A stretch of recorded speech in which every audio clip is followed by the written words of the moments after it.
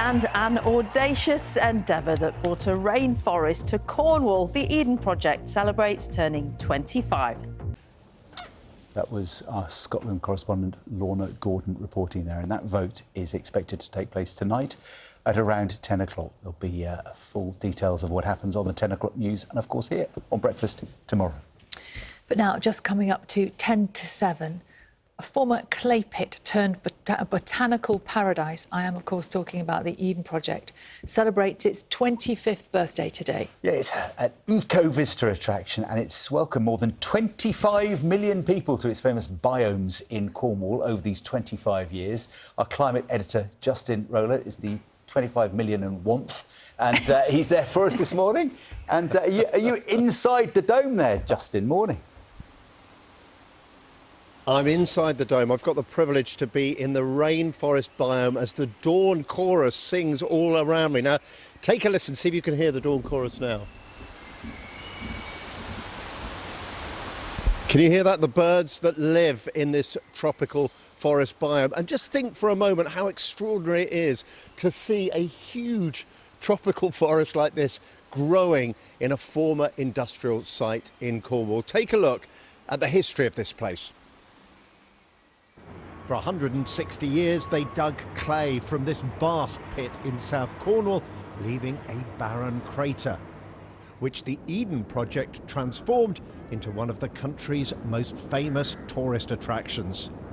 The site includes two huge enclosures built from geodesic domes, which house one of the largest indoor rainforests in the world.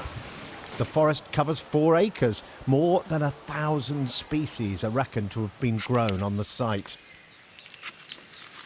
The largest dome is a dizzying 55 metres high. So big, clouds form up here. It's really different from, say, a botanical collection. We do a little bit of conservation work, but actually our way is to demonstrate wild landscapes, so how things might look if you were to visit them for real, and then take you on a bit of a journey and how man interacts with those wild landscapes. That's so big! That's massive! In its quarter century, the Eden Project estimates it has had 25 million visitors, including some 750,000 children on school visits. By the way, the roo-roo birds aren't just cute, they also help control pests. But this place takes a lot of energy to heat. It was refused a wind turbine, so they drilled down more than 5 kilometres to tap into the country's geothermal energy. This is where the magic happens, right? Yeah, this is where the magic happens. This is the water down from 4 kilometres down. And it comes through here into the pot. Wow, that is hot. How hot is that? That is about 75 degrees. And a little bit of top up with gas, and that is enough to keep this whole place running. That is enough for the biomes. You look delighted. I am delighted. It's taken a while, but it's here. In the biomes, the plants may be flourishing, but all is not well in Eden. Visitor numbers have halved since the COVID pandemic. That's led to spiralling losses, and the Cornish visitor attraction has shed dozens of staff.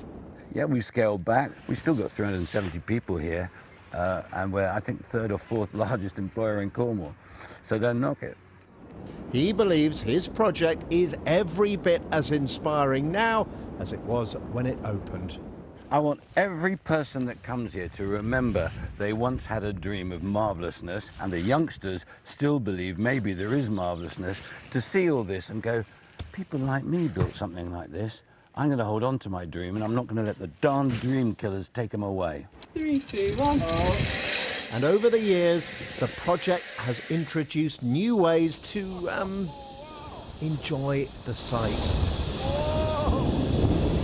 With an average speed of 60 miles an hour, this claims to be the fastest zip wire in England. I won't do that. All right. I won't be doing that again in a hurry. I'm going to turn Oh my God. Oh my God. I really won't be doing that again. Anyway, listen, I'm joined by Juliette Rose. She is Dr. Juliette Rose. She's head of nature and people here. Now, there is a real benefit to people, isn't there, of coming into natural spaces like this? Absolutely, absolutely. Nature is brilliant for our health. It supports our mental health. It supports our focus, it makes us feel calm. We can see more shades of green than any other colour. You know, humans were meant to be in nature. It's brilliant for supporting our physicality, we can build our strength in nature. And when we spend time in nature with people, it helps us build our social connection too. So you're saying coming here is more than just an amusing visit. It actually does you good. It's essential. It's essential. It's essential for supporting you as a human being.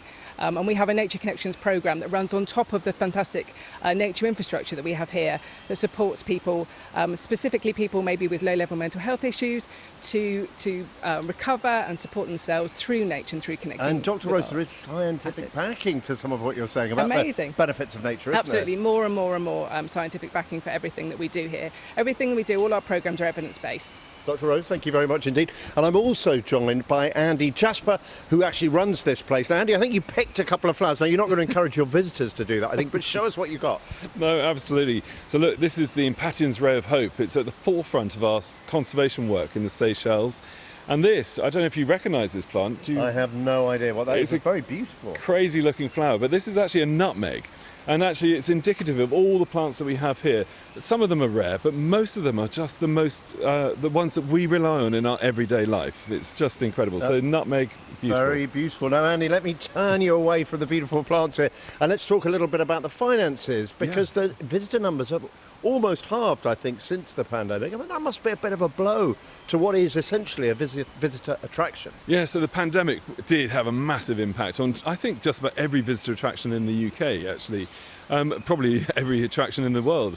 But if you're asking me, do we still have those crazy visitor numbers that we had when we first started, where we had queues and traffic and that? The answer is no. We're now actually operating exactly at the number that we were designed for. So we're really happy at the moment. So you're saying you're fine where you are, but you've actually got projects for the future. Just briefly tell me what you're planning elsewhere in the country. Yeah, so we've got Eden Project Morecambe, Eden Project Scotland. These are two really exciting projects. The Morecambe one is literally just about to go into its construction phase. It's a beautiful realm of the sun, beautiful biome filled with plants, dripping with plants that we rely on.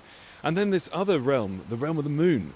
And the realm of the moon is this incredible theatrical, sort of traditional theatre meets technology. It's absolutely incredible. And that opens in? The end of 2028. The end of 2028. So a couple of years to wait for that up in Morecambe in the northwest. Andrew Jasper, thank you very much.